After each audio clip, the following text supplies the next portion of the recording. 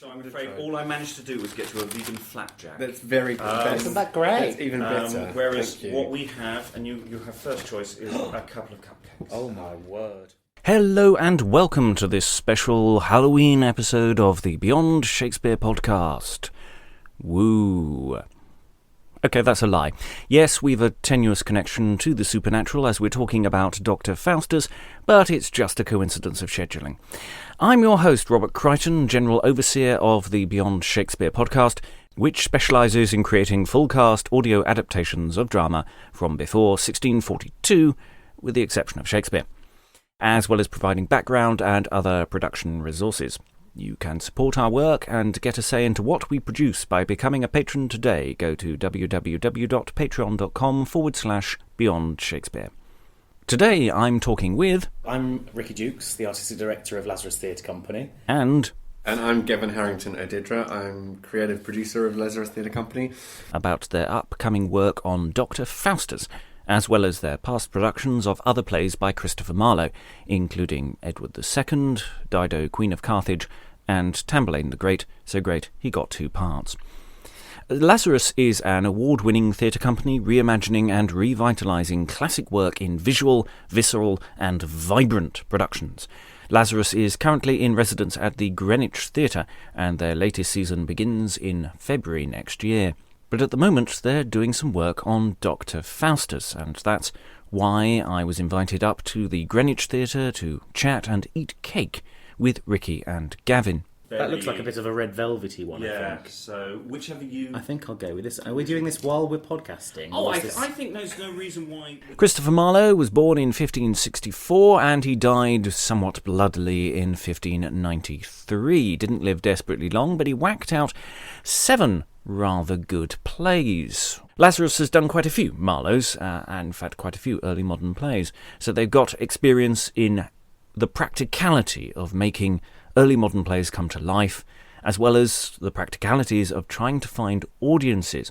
And later in the podcast we'll be discussing those practical difficulties, the differences between working in a studio space to actually putting on a play in a space which is quite large.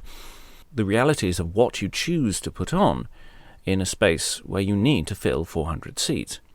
But for the moment, we're talking about Dr. Faustus, who sells his soul to Mephistopheles for a quota of years in return for magical powers and all sorts of exciting adventures.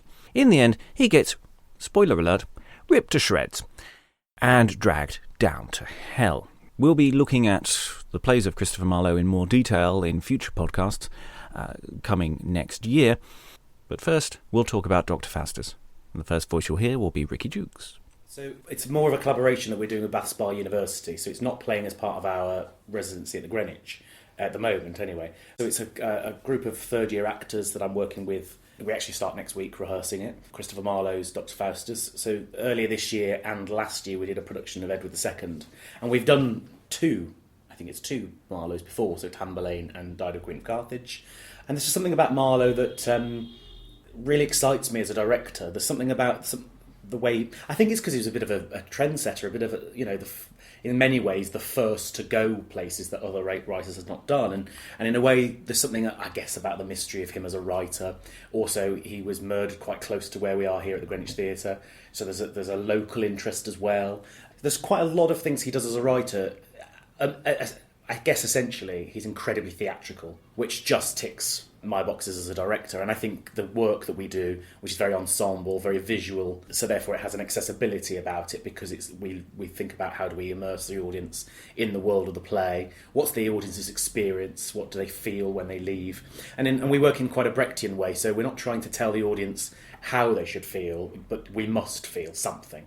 So very often we get audiences that leave with complete wide-ranging maybe opinions about the show, but I'm more interested in the subject of the show. So in the case of Edward II, you had people leaving, and we did it at the end. We did it with it rained blood on him. So it's quite a visual, dare I say, sort of European approach to it. For spoiler alert, there's a big poker involved. If anyone doesn't know that, there we are. Yes, Edward II does not end well. No, but incredibly theatrically in our production. And the responses ranged from people sat horrified for about 30 minutes afterwards, which is great because people have had that very Elizabethan, early modern, what I call guttural experience. It feels like you've been punched in the gut, which I think is really exciting. To others who were just taking selfies of themselves with the bloodstained set, pouting, which I thought was sort of incredible, really. So I think Marlowe sort of does something to us that, and maybe because he's not as famous as, are we allowed to say, Mr. Shakespeare? You can. There is a quota. But I think the great thing about Marlowe is there's a little bit possibly less baggage that comes with him because perhaps he's not as famous. So in some ways it feels that you can play a little bit more with the play, with the edit, with the ideas, which is exciting. So Faustus felt to me a bit of a natural journey, really, and it's definitely a play that is very Lazarus, it's very ensemble-minded, even though, of course, it's focusing on Faustus. But Marlowe's playing with this whole theatrical meta, really, of the appearances, disappearances, and a bit of spectacle, which you just think is really relishing, particularly for young actors to get into, who might not have approached this text before. There's something really incredibly visceral about it. You know, how are they going to play the 7 deadly sins and the devil appears and then Lucifer appears? You sort of think, this is incredible. This is really exciting. And the group of actors I've got are well up for it. You know, they've done with their naturalism. They're ready to explore the theatrics and how you can take an audience on that theatrical experience. So how do we make this theatre feel like there's actually a conjuring of the devil? Do we want to make them feel, as an audience member, you're part of this experience, rather than that you're just observing an experience?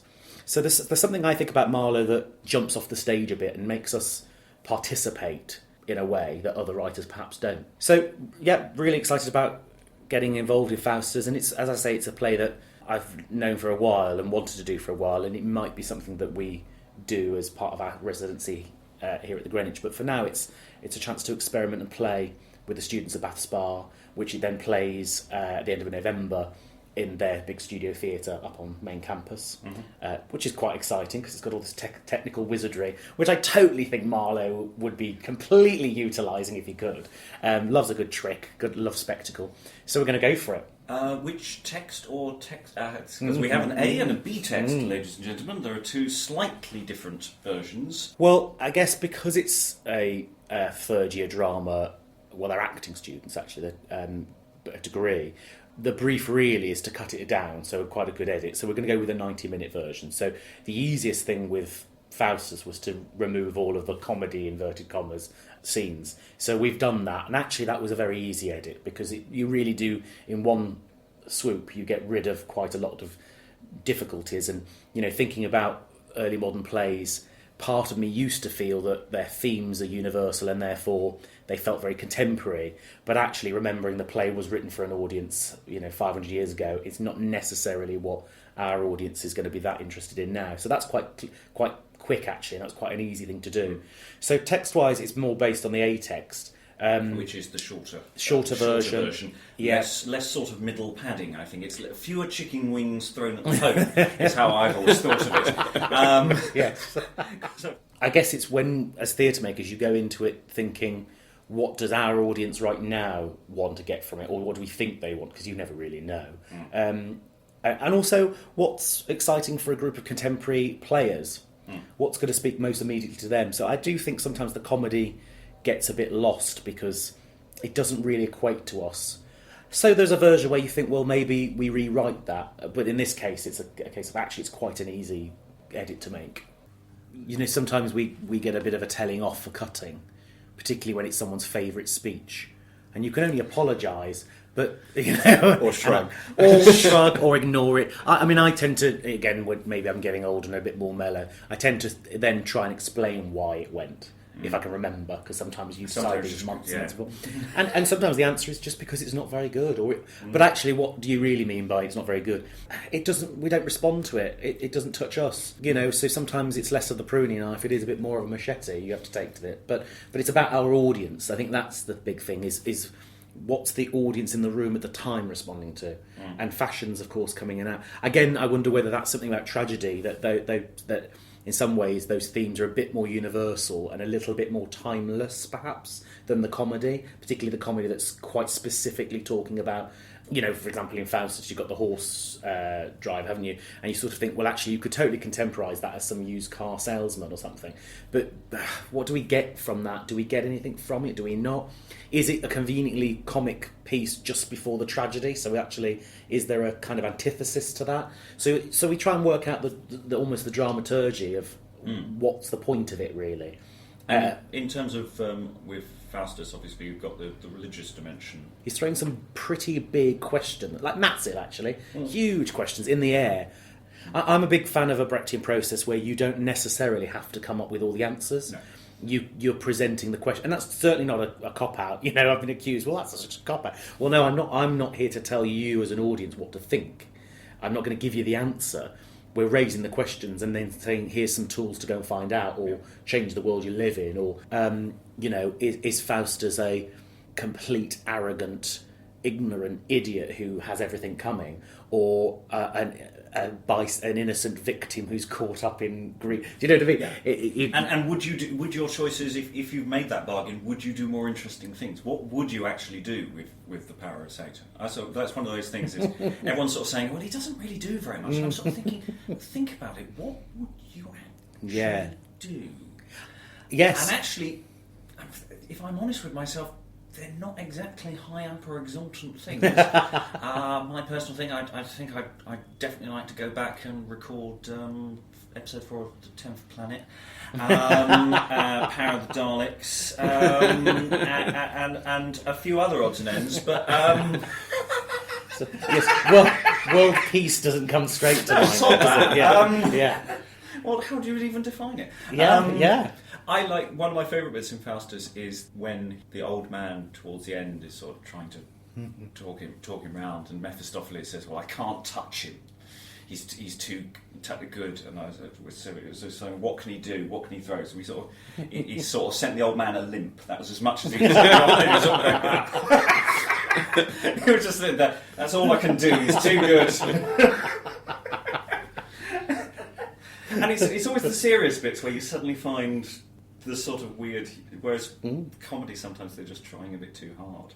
Yeah, absolutely. And by looking for the light, you also find the tragedy. So I think there's something about the antithesis of the play, i.e. it's an incredibly serious scene. Well, actually, if you look for the light in it, the play will naturally settle into when it really is dark. You know, I mean, I do know of productions where the devil's coming on at the end, ripping apart, is a comedic scene. I can't quite imagine that in my head. It's violent and vile and horrible, but who knows? There could be something send up about that. There's a clip on YouTube. There are many clips on YouTube. I don't know if you've had a troll. But there's a student production which I can't decide whether it's genius or not.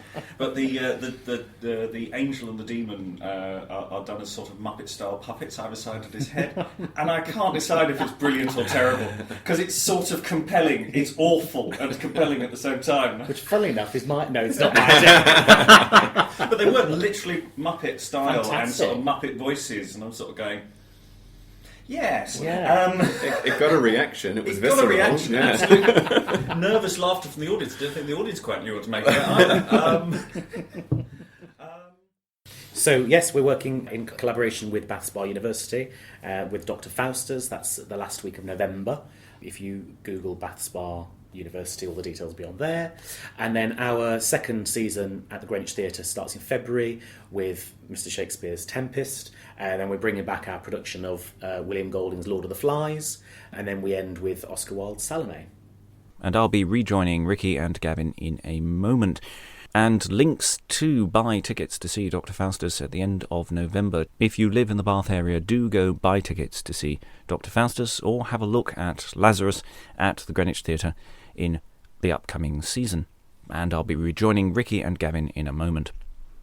I should mention that you can support the Beyond Shakespeare podcast on Patreon, www.patreon, that's patreon.com/Beyond Shakespeare.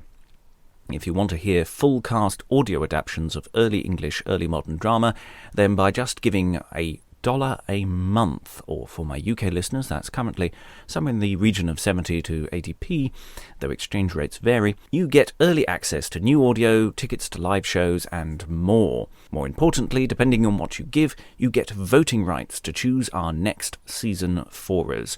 The next poll opens in December to decide our summer season, so get pledging and help decide what we do next.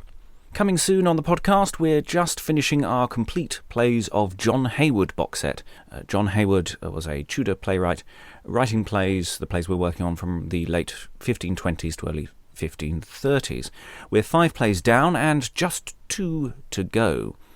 A Play of Love, which is a play about love, and The Play of the Weather, which is a play about the weather. It's a little more complicated than that. Anyway, these 2 plays will be out at the end of November, and so for the first time you will be able to sit down and listen to every single play that survives by John Hayward in one sitting, if you so wish, or in little snatches. It's entirely up to you. You can do whatever you like with them. They're podcasts. But now for some more discussion with Ricky Dukes and Gavin Harrington-Odedra. Generally talking about their work with Lazarus Theatre Company, and mostly talking about Christopher Marlowe and his other plays. It does, however, get a little bit more general. So going back to some of your past Marlowe productions, so you've done Edward II relatively recently. Yeah. So how did you approach that one? In terms of, obviously you've got 3 that you've previously done, and did you approach each of those differently, or? I think so. So Dido was the first one, which we actually coincidentally staged at the Greenwich Theatre, although we weren't resident then, so that's back in 2013. And someone, open brackets me, close brackets, thought it'd be a good idea to do that in rep with King Lear. So there were two quite big plays with 3 weeks rehearsal and one company of actors doing both.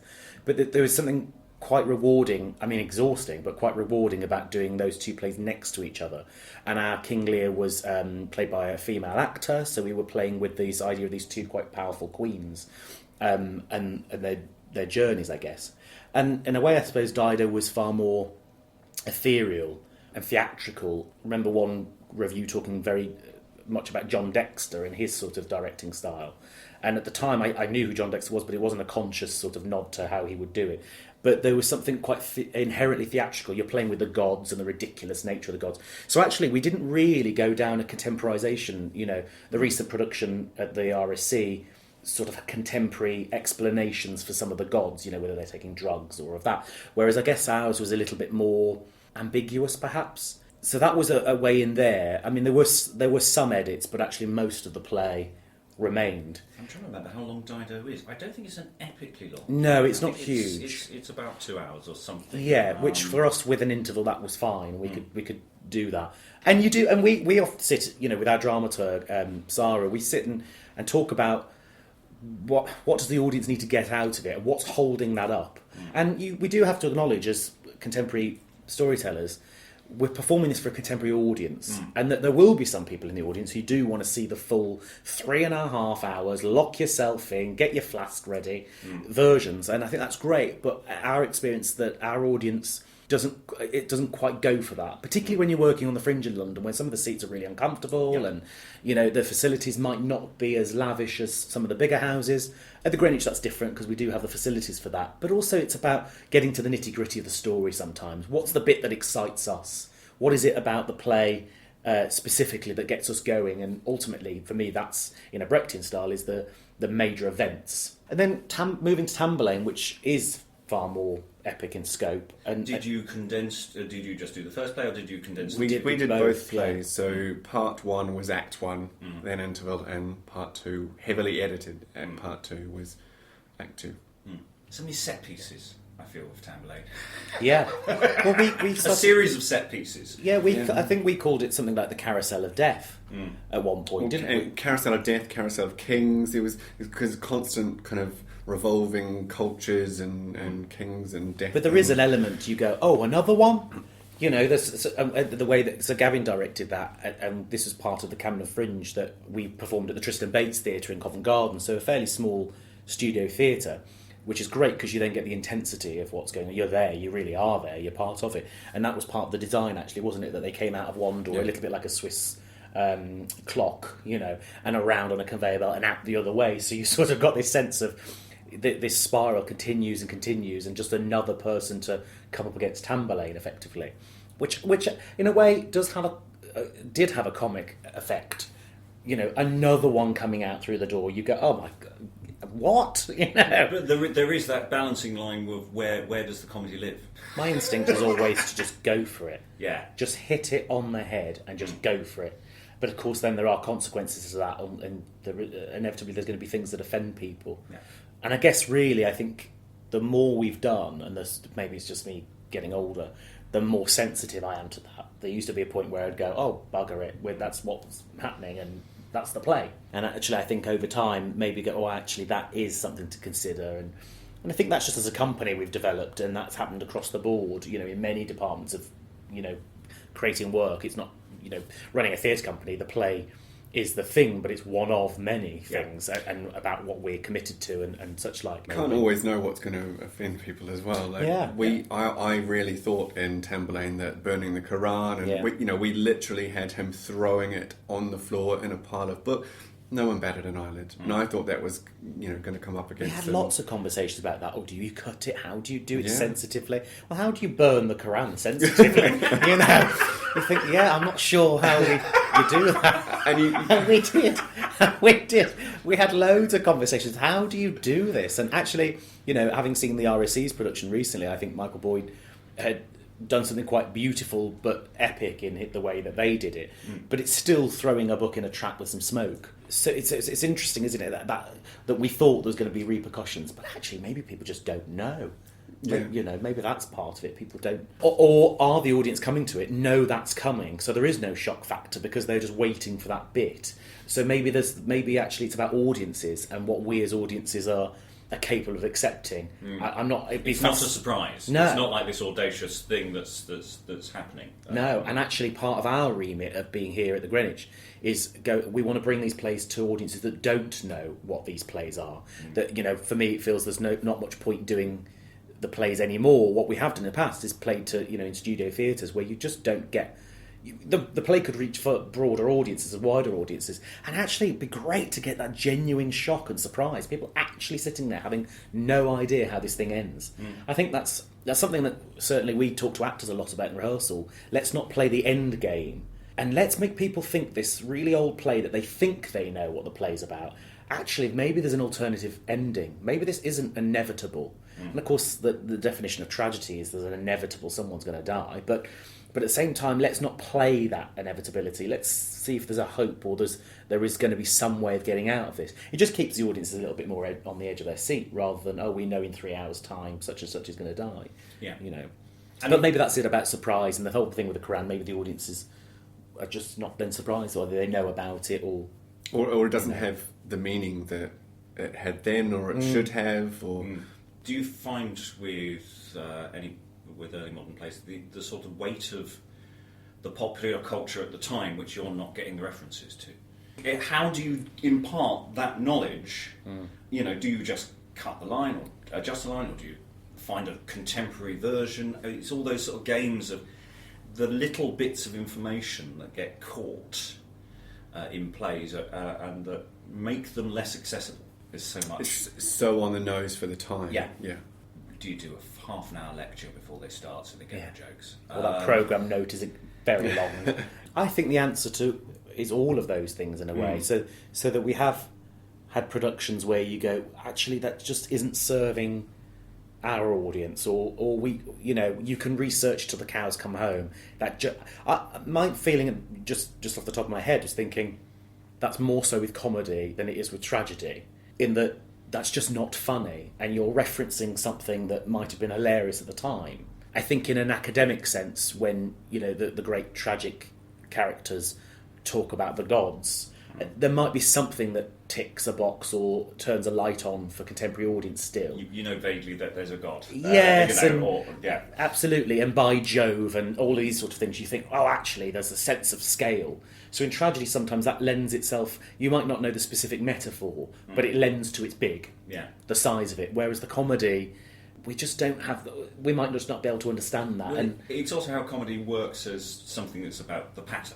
Yeah. The basic joke structure is fine, you understand what the gag is, but the patter's just not, you're looking for the modern swing of the dialogue, and it's not there. Yeah. And some are better than others. Every so often you just get a line that just leaps out at you, just going, that's so modern. And that's utterly today. And that could be theme or as you say, timing. Yeah. It could be, there's so in a way we try not to throw the baby out with the bathwater with that, but there are things, you sit in a rehearsal room, you scratch your head for a while. And actually I think in our experience, it's the first preview that tells you whether it works or not. But, that group of first audience, it just falls flat and you think, oh no, there's nothing much to retrieve here. Well, there's a lot of what you can do to get to the preview, but a preview audience will tell you very quickly, I think.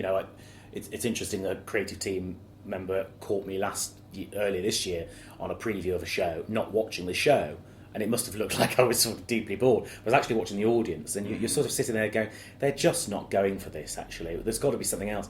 And that can be frustrating sometimes for an actor, because you go, but I understand what it means. And you can say to them, I know you know that you know what it means, but there's something not communicating to them. There's something we're not quite doing yet. And it might be that it's just, you can't communicate it. Maybe it's a joke, a gag, a line, a thought that doesn't communicate or respond to our audience. And actually, interestingly, in studio theatres, you could find the swing of one night to the other is massively different. You might have 50 people in who totally get it and the next night don't. Whereas actually in a 400 seat where we are at Greenwich, it evens out. Yes. And you get a general consensus each time, yes. Which actually is fascinating and brilliant, because then you're building the show with everyone in mind, rather than, well, that night got it, but tonight didn't. Or... So, obviously, I did write down a little list of all the early modern plays that you've done. You've mentioned Tamburlaine. Any additional thoughts on Tamburlaine in terms of the process of making that happen? I think that was probably the most contemporary, spot on in many ways. In terms of Marlowe's. where we were placing it. Yeah, I think so. I think it was a massive undertaking to do two plays in one evening. I think, it was the second Marlowe we'd done. So we'd done Dido before, and I was just struck by how different the writing style was. He very much writes for the style of play that he's writing. Which I found quite fascinating and quite refreshing to know that this was the same writer as Dido, but a very different version of himself. Yes, this idea that writers all write in one uniform way and is just going, well, they do write different characters. Voices change, and people make that assumption. And whether that's the style of the play, so, whether he's writing in a different style because it's a different play, and whether that's conscious or not, or whether that's an evolution of a writer, a maturity or a different interest, or is interesting. Or different actors. I mean, that's the other thing, is that if we think that Dido might have been for one of the boys' companies, as opposed to the style of things, they can do that very well, and they can be big, loud men very well. Then you change your voice. And the number of female characters in the two plays is very different as well. Do you make conscious decisions in advance in terms of gender? Do you make adjustments, or is it saying a case by case basis? Depends on the play. I mean, we as a company we're trying, and it's quite hard when you're a classics company, but trying to get to 50-50 casting, and we're doing it quite a lot, and that has become a conscious commitment. But I think we'd be doing it anyway. It's just that now it's part of actually, how does that play fit that? There is one play coming up in our 2019 season where it's quite difficult to do. I mean, that's Salome, the Oscar Wilde play, to increase female roles in it. But certainly in early modern, and whether that be a female King Lear, or whether you're changing the gender, or whether you have a female actor play a male gender, we tend to change the gender actually, and go, actually, let's not pretend Let's just actually change it, and then find all the incredible things that come out of that. So, I think it's important that our stages represent our audience or the audience we want. So it's not good enough to say, I don't think, well, our audience is this, so we'll just do that. Well, what do we want to develop our audience into? And we've got a number of initiatives here that try to get people who don't normally go to the theatre to come to the theatre. And that's an age thing, an economic thing. There's a number of factors that prevent people, or people just don't think theatre's for them, or don't even consciously think of it. Yeah. But actually, for us, it's about going, no, well, it can be. You just got to come through the front door and experience it. It's not scary, and it can be exciting. And this is where sometimes I go a little bit on a rant when you see a poor, certainly Greek tragedy. That can turn people off for life if you see a bad Greek tragedy. I know people it has, and early modern, if it's not exciting or visceral and it's long and boring, it really turns people off. So that's not the sort of, there is an audience for those long versions, and whereas actually I think it's about, for us, is getting people into that action-packed version. So with Tamburlaine, it's this torrent of violence as well, the excitement of violence in Tamburlaine, people in the audience getting excited about violence, and you think, God, this writer's tapping into something really animalistic, or I don't want to say primeval, but there's something inside us that goes, I want to see some more violence. And this, I say this to actors quite a lot, is why do we watch horror films, or we go on roller coasters where we don't want to go on it and we scream? It's adrenaline rush. It puts us in touch with something that perhaps as contemporary people we're not in touch with as much. So I think it's about making it exciting and visceral, really.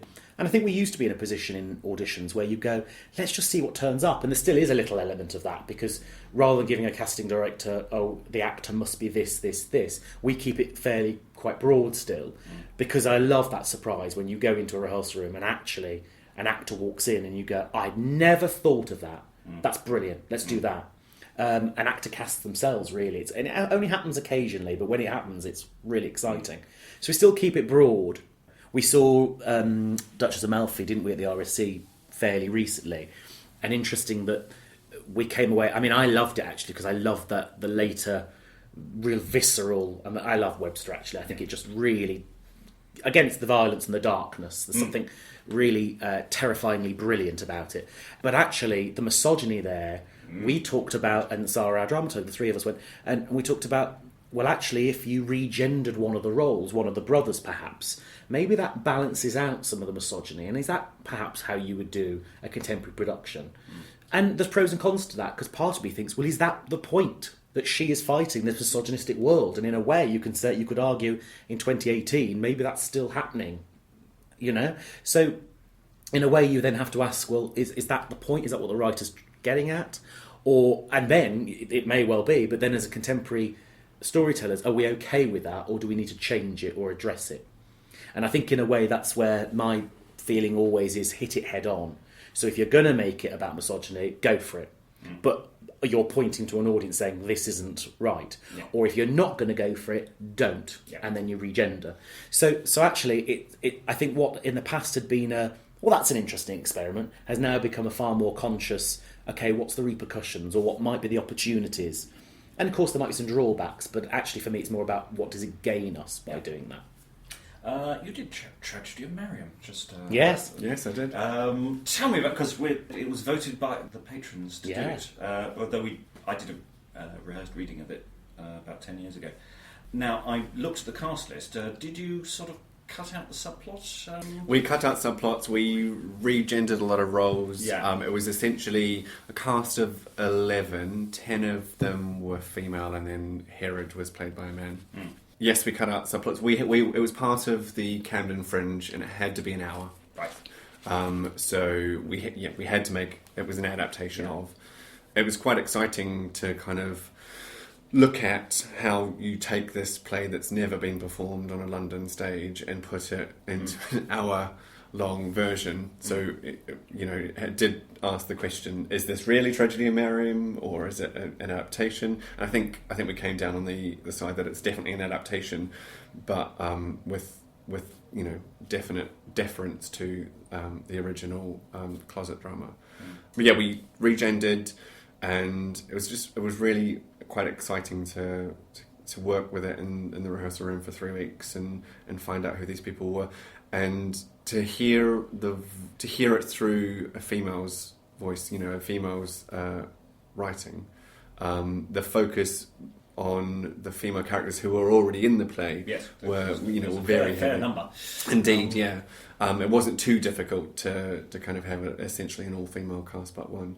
I really, really love the character of Doris. Yes. The only problem I have with Doris is her name is Doris. I think that's everyone's problem with Doris. Name, Doris. Well, we sort of deliberately stretched out the vowel so it was Doris to just make it sound a little less like it might be someone in a tea shop. I always thought Coronation Street character, in the corner shop. Yeah, a great thing to take. I think the experiment. There's lots of reasons to do it, but the experiment for me was this play that is written to be read, or that there was something quite exciting about taking that and saying, actually, is this stageable? How do you stage it? And I suppose by default, then it's going to have to be an adaptation to a certain extent. I suppose it depends on what framework you use, but you're still using some sort of framework of how you perform that. So that was an interesting experiment, I think. There was just something about how do you stage this thing, which we hadn't done before. So, talking to directors who'd stage poems and things like that, actually, that was a little bit of an eye-opener. Whereas very often when you get, say a Webster or something, there's something about that that's inherently theatrical. And here are the tricks. This is what you can see. This is what you can't. And it's almost they're giving you this box of, I often call it the Pandora's box of tricks. And you sort of go, brilliant. What's the tricks in this show then? And the writer sort of gives you all of these. And in a way, that didn't necessarily leap off the page for Mariam. So you have to sort of investigate it in a different way. Which because you look at the text and you see big long speech, little exchange, big long speech. And it's sort of it's more like sort of aria and recitative. And it's incredibly. It's all written in a very rigid rhyming structure as well. So to have that to try and have that text natural on stage as well it can be difficult. They try. And there's a question: should it be natural? Should it not be? Well, where's the balance? And I do. There is an element of.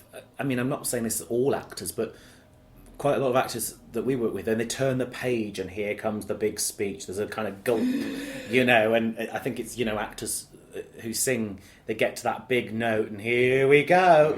There's a sense of trepidation sometimes. And of course with Mariam, that was sort of every other page. Well, I mean, it's because we'll be doing these debate plays, which are very... I mean, the problem is, it's not even that it's a long speech. It's a long speech. There's only one full stop.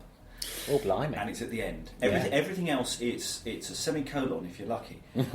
So you're eliding a thought to a thought to a thought to a thought to a thought. And it was interesting because once the actors got into it, we did 3 or 4 of them, we got to another one, later play where he starts putting full stops in the and it's suddenly...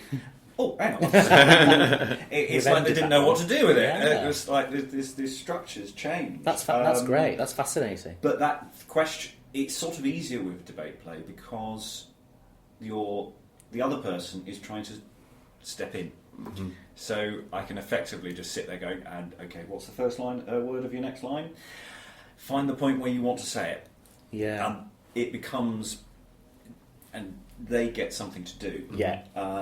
Whereas if someone is emotively working their way through a scene, the other people kind of just have to take it, and it's what do you do? How do you make that function? I wish I'd known that a long time ago. We did a production of Don Carlos, the Schiller play, and that's got a huge speech where no one speaks, then responds with a huge speech, and there's a lot of seemingly dead time where I'm just watching you, and that was quite a challenge, I think, for the actors to. Well, no, there can be active responses because the writer hasn't given you any text, so you can't say anything necessarily. But there's a how do you keep that charged? That was a really difficult play to keep charged. Keeping that tension, that suspense actually. We haven't done a Schiller since. Although Mary Stuart's totally on the list. But, I was going to say, are there any? You've done a lot of, shall we say, the non-Shakespeare canon. Yeah. Avengers tragedy, Spanish tragedy. That's a goodie. Spanish is I great. do like the Spanish tragedy. Any plays that you'd love to do in the future that you'd Well, like to lobby for the audience to vote and on our list of stage, The Changeling is at the top. I'd like to go back to do some Webster again, but we have already done The White Devil and the Duchess of Malfi, but that was a time ago, so maybe we could go back to them. But The Changeling, and it's interesting, we talk about the commercial element to it. The thing, where we are here at the Greenwich is, it's got absolutely brilliant opportunities, and the stage is, people who don't know the Greenwich, is quite a steep rake, so it feels very Greek amphitheatre. It wraps around the front of an apron of the stage, so it feels Elizabethan, but it's not very pretty. It's all very black brick exposed, so it feels quite Brechtian in its honesty. In many ways, it lends itself to the early modern plays brilliantly. It's very democratic, it's open, but it has 400 seats. So when you're looking at plays, one of my favourite plays is Sejanus. Well, there's no way that's going to happen here. And then even when you something like The Changeling, you think, I just don't think we'll be able to fill 400 seats on this for a 2 or 3 week run. So in many ways, there's a huge list at home in my office. I've got on the bottom shelf is the to-do list. And a lot of them have had to be taken off that and back up into the other shelves. And they're for another time, perhaps there's an opportunity of doing something like The Changeling, maybe in another venue, or something happens that, whether there becomes a spark of interest in The Changeling all of a sudden, and we think, actually, this is the time. I mean, in a sense, that's the point of my exercise, is to try and sell plays to audience, to pre-sell, to actually gain some interest online to, this play exists, this play is great. More and more people listen to it in a nice, easy, accessible way. Maybe that will help make it commercial. Yeah. But my point is not to be commercial. My point is to lose lots and lots of money. And it becomes a bit, that's a bit of a balance for us as a company, because sometimes it becomes a labour of love. But what we have to do for the future of the company is it can't be a very expensive hobby. No. So and in the past maybe some plays we've chosen because we love the play and we think it should have an outing, but without that being backed up funding wise, you see, it's a very elaborate hobby effectively. It's a very lavish vanity project it could be seen as. I hope that's not how our work is seen. So when we're now looking at this space and thinking, well, it's 400 seats, and it's one of those, because it's so democratic, i.e. you're aware that you're in an auditorium because you're very often facing the audience as it wraps around the stage. Anything less than 50% capacity, it feels empty. Yeah. So we are having to really think about what early modern plays are really going to tick that box. What interest is already out there, and what interest can be stimulated elsewhere to go, let's have a debate about this play, let's get this back on its feet. Because really, that's the only way we can debate them, I think, is in performance, and whether that be audio or whether that be on stage. I'd really like us to see us do The Island Princess. Yeah. Well. Yeah, again, problematic in places. Of course, yeah. Absolutely, and there's things there's projects we have in mind that maybe might enable us to do those things. So thinking about how do we do either a rehearsed reading or a semi-staged production alongside a main in-house production? Are there ways of ensuring that we're keeping our hand in and the plays that we really want to explore next to something that might be, touch wood, a little bit more commercial? Yeah. So in a way, it's us thinking about, well, what are the plays that really spark an interest that don't get done very often? So then there's a, and I think that's where Edward ticked a box, and I think to a certain degree all the Marlowes we've done, but again they're in studios, so you're still capped capacity wise. How did Edward II in terms of that transition, because didn't it start off? Yes, so it started in the Tristan Bates a studio, and we did it in Traverse, so it really sort of threw you in the midst of it, and it was a very contemporary production, but I wouldn't go as far as contemporaries in iPhones and that sort of thing, but it had a very contemporary feel about it. They were in not really suits, trousers and shirts, and it was quite a brutal production in terms of it was guns rather than swords. There was nothing romantic about it at all. Actually, it was all pretty brutalist. I guess when we moved to Greenwich, it just needed considerably more blood. Effectively, we found that the rain machine that we had at the Tristan Bates did a quite effective job in 10-20 seconds, whereas at the Greenwich, because it's possibly 10 times as large, it needed considerably more blood to pump through. Yeah. And I think I think you've just got to listen to the space, and the space says it's just not big enough. You need to widen this out. So actually, even in previews, we expanded the playing space, because we played with a voyeuristic element of the play, which was at the Tristan Bates. And then actually, when you move it into somewhere like the Greenwich, it's not naturalistic, it's not voyeuristic, it has to be played out. So actually, we altered. There was quite a few asides that then went out that at the Tristan Bates didn't. We completely. So we got Isabella had quite a few. So we sort of got part of the audience on side with her. Lancaster had a few. And Edward had a few. So we made more, I think, conscious decision of direct address, where in the Tristan Bates in a studio, an actor can flick their eyes out and get 40, 50 people, whereas in the Greenwich they'd have to turn out and make it a very deliberate effect, which might seem obvious, but actually it certainly isn't. I don't think it is obvious. I think it's when you get into the space and you go, right, we're going to have to pull this thing out. It's a lot bigger. And the gesture, the ideas just have to be stronger and bolder and bigger, I think. And I'd like to thank Ricky and Gavin for speaking to me, and the Greenwich Theatre for giving us a space to chat in. Support your theatres. That's it for this week. If you live near Bath, go out and buy tickets to Dr. Faustus. If you're based in London, look at Lazarus and the next season in Greenwich next year. Website links are all in the data for this episode. Next week we'll be releasing something, probably a couple of things, but I don't quite know what yet. If you can support the work, then do pledge something today. That's www.patreon.com/Beyond Shakespeare. Woo.